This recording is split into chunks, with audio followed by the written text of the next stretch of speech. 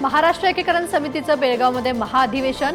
बेळगाव सीमेवर शिवसैनिकांना ताब्यात घेतलं। एकीकरण समितीच्या कार्यकर्त्यांची धरपकड।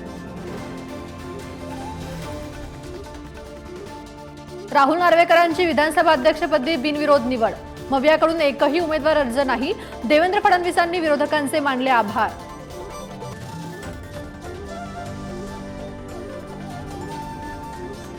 गोपीचंद पडळकर, सदाभाऊ खोत उद्या मार्करवाडी दौऱ्यावर। दोघांची जाहीर सभा होणार। नाना पटोले देखील उद्याच मार्करवाडी दौऱ्यावर। मार्करवाडीवरून राजकारण आणखी तापलं।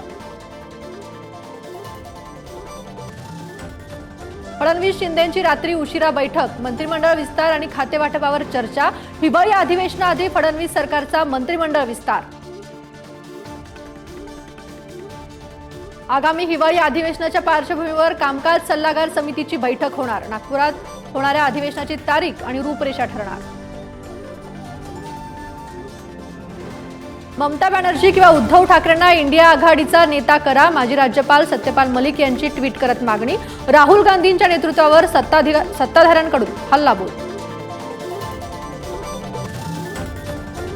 नागपूरच्या गणेश शेठ परिसरातील द्वारकामाई हॉटेलमध्ये बॉम्ब असल्याचा पोलीस नियंत्रण कक्षाला फोन। पोलीस बॉम्ब शोधक पथकासह अग्निशमन दल पोहोचलं। तपासाला सुरुवात।